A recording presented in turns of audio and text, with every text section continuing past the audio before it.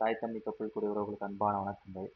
இன்று நம் தமிழகத்தில் இருக்கக்கூடிய சினிமா துறையில் இருக்கக்கூடிய இயக்குனர்கள், ஹீரோயின்கள், ஹீரோக்கள் மற்றும் சிறு கலைஞர்கள் மற்றும் புரொடியூசர்ஸ் இவங்கெல்லாம் நாம் தமிழரை ஆதரிக்கக்கூடியவர்களாக இருந்தால், தயவு செய்து வெளிப்படையாக தம்முடைய தர்மத்தை, தங்களுடைய நேரடி ஆதரவை ஊடகங்கள் மூலமாகவோ அல்லது சமூக வலைதளங்கள் மூலமாகவோ தெரிவிங்கள்.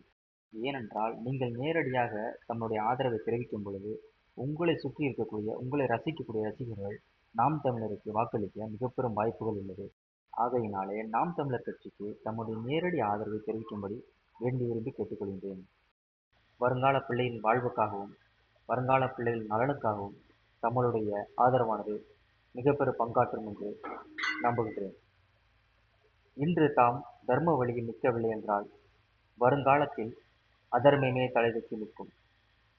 மகாபாரத போரிலே பீஷ்மர் அவர்கள் எவ்வாறு அதர்ம வழியில் நின்று மரணித்தாரோ, அதே போன்று வருங்காலத்தில் தாம் அதர்ம வழியில் நின்றதற்காக, தம்முடைய செயல்களுக்காக பின்னாளில் தம்முடைய மரணமானது அர்த்தமற்ற வாழ்க்கையாக அமைய வாய்ப்புகள் உள்ளது.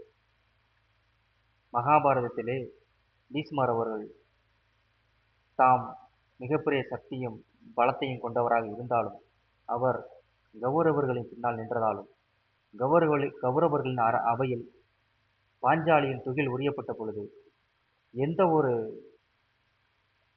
கேள்வியும் அவர் எழுப்பாமல் இருந்ததாலும், அதர்மத்தின் வழி நின்றதாலும் அவருக்கு இறுதியிலே மரணமே நிகழ்ந்தது. அவருடைய பிரம்மச்சரியம், அவருடைய வாழ்வனைத்தும், அவர் பூண்டிருந்த உறுதிப்பாடு, அவர் அவர் அவர் கொண்ட தர்மம் அனைத்தும் அதர்ம வழியிலே சென்று விட்டது. காரணம், அவர் நின்ற